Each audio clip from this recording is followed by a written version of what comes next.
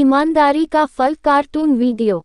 एक छोटे से गांव में रामू नाम का एक गरीब लड़का रहता था।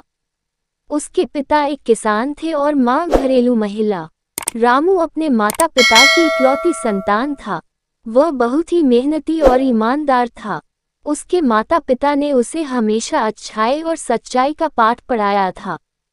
एक दिन रामू स्कूल से घर लौट रहा था, तभी उसे रास्ते में एक बटुआ पड़ा हुआ मिला। उसने बटुए को उठाया और देखा कि उसमें काफी सारे पैसे थे। रामू ने सोचा, ये पैसे तो किसी के बहुत काम आ सकते हैं। मुझे इसे उसके मालिक तक पहुंचाना चाहिए। उसने बटुए में रखे पते को देखा और उस दिशा में चल पड़ा। वह पता गांव के एक धनी व्यापारी का था। रामू ने उनके घर जाकर दरवाजा खटखटाया।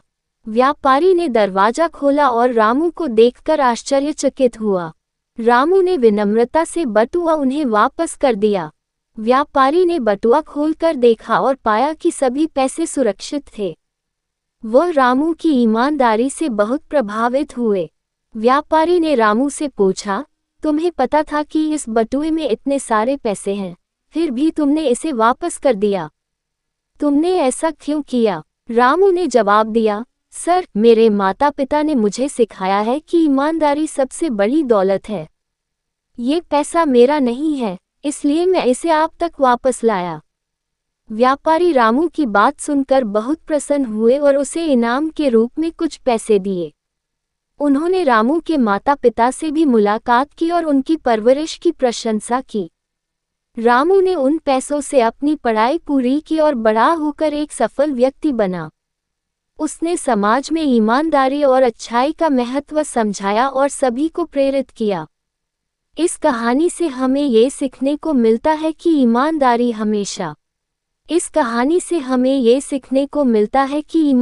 हमेशा फल देती है और अच्छाई का मार्ग हमेशा सफलता की ओर ले जाता है। रामू की कहानी आज भी गांव में एक मिसाल के रूप में सुनाई जाती है। सच्चा दोस्त, short moral stories for kids in Hindi. एक घने जंगल में एक हिरन और खरगोश बहुत अच्छे दोस्त थे।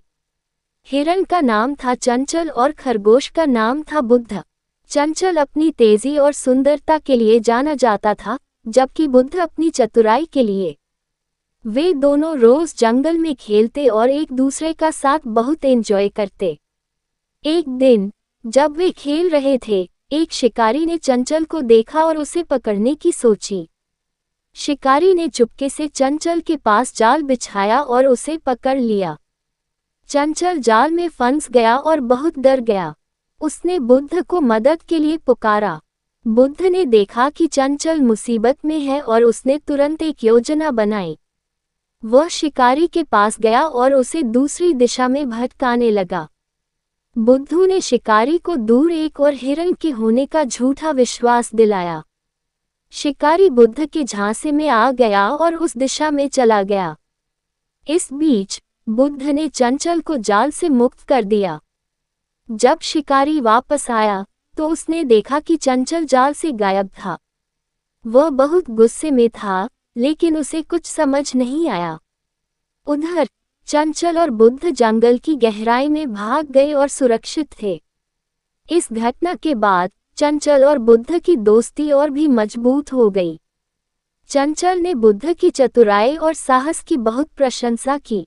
बुद्ध ने चंचल से कहा, दोस्ती में सबसे बड़ी बात एक दूसरे की मदद करना है और मैं हमेशा तुम्हारे साथ हूँ। इस कहानी से हमें ये सीखने को मिलता है कि सच्चा दोस्त वही होता है जो मुसीबत के समय में आपका साथ नहीं छोड़ता और हमेशा आपकी मदद के लिए तैयार रहता है। चंचल और बुद्ध की कहानी आज भी जंगल में सच्ची दोस्ती की मिसाल के रूप में सुनाई जाती है।